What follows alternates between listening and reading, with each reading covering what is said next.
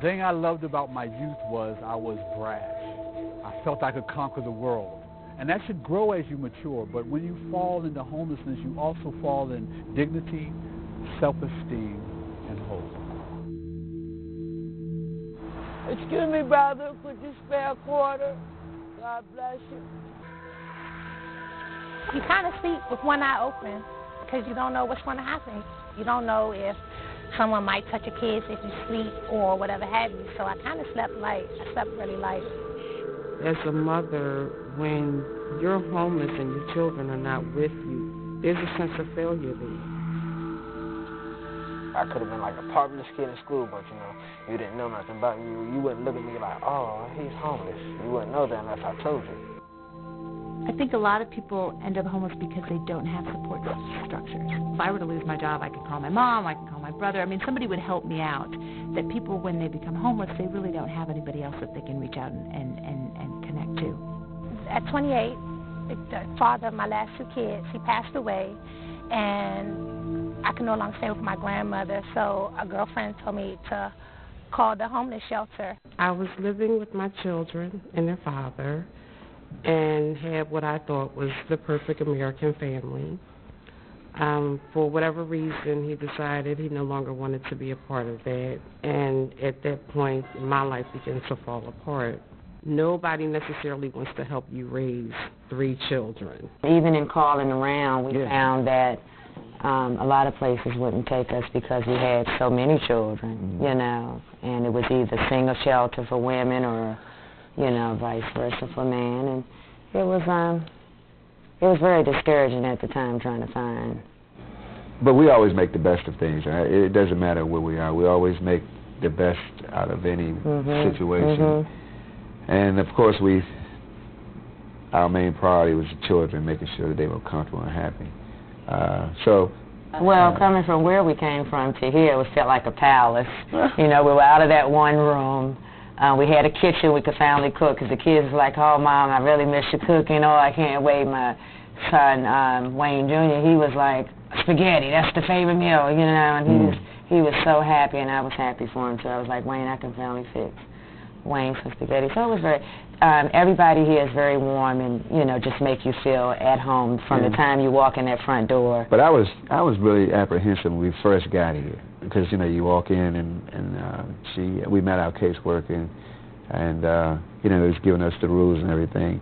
And, of course, my main concern was how safe is it here. She said, well, it's very safe. And that I found to be very true. And, of course, when kids see other kids, they have somebody to play with, so they're very happy about that.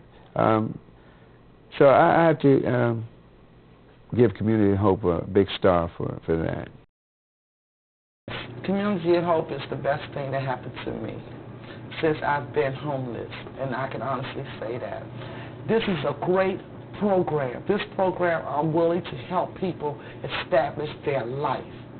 Not only get you housing, they help you with working. They help you with working skills. You get computer skills here. Your children get child care here. They got a Community of Hope clinic.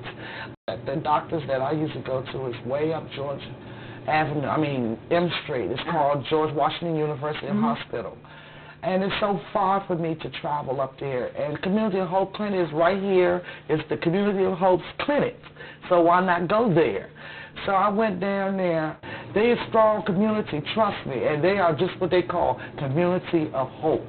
Because I've got a lot of hope out of this place.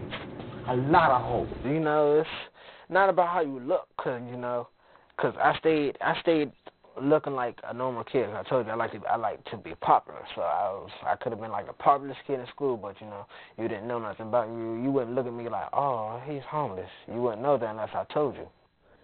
And the whole fact I was down there because I had to help my mom because she ended up having to work and my brothers couldn't stay there by themselves. Over the years, people have learned and service providers have learned that families tend to do better, especially with children, if they're in their own homes. That there's more of a sense of security, that there's more stability and an easier way to be incorporated within their own communities, within their own neighborhoods, within their own schools, versus families having to move around a lot. If we learn to love on a level that we love people for people, then homelessness won't be the issue that it is today. Everyone thinks it's insurmountable, and they think there's a problem that we can never solve. Let's put some love there. Let's put your brother there. Let's say if your brother was homeless, or your dad. You love him. So I do that one.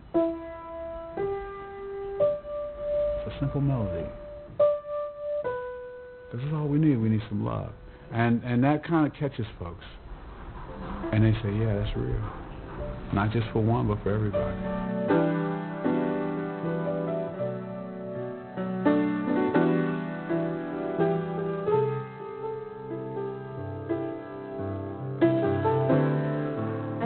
Issue is, do you have a desire and do you have a belief that everyone deserves a safe, decent place to live? If you start with that belief, then it is entirely possible to work towards that being a reality for many people. When I talk to my children about my work and the people I meet through my work, the thing that I really want them to come out knowing is that it's not a homeless person, it's another person just like you or I, and to try to figure out ways to get to know people who are different from us and yet very similar to us. People got to take time out for homeless. It's not all about you. Take some time out of your life to help somebody out. You know, you help somebody out every day. If you can't help somebody out every day, try to. That's what I do. I try to help out somebody every day. By me working in outreach, I get an opportunity to give back what was so freely given to me. And I'm also not just someone that's sitting behind a desk. I'm someone who has actually experienced it firsthand. I think that you will be absolutely amazed on the feeling of peace and contentment that you'll gain from working with the poor and the homeless. I think that you'll find that you'll have a sense of accomplishment far beyond anything that you've done in your workday. I would hope that we come to a point in our lives every day in this country, we wake up understanding that no matter how vulnerable you are in this country, that there are systems in place, there are resources in place, there are partners in place that are working together to address the needs of people that need our help and our attention the most in this country. As you set the example, you can set an example for someone to follow.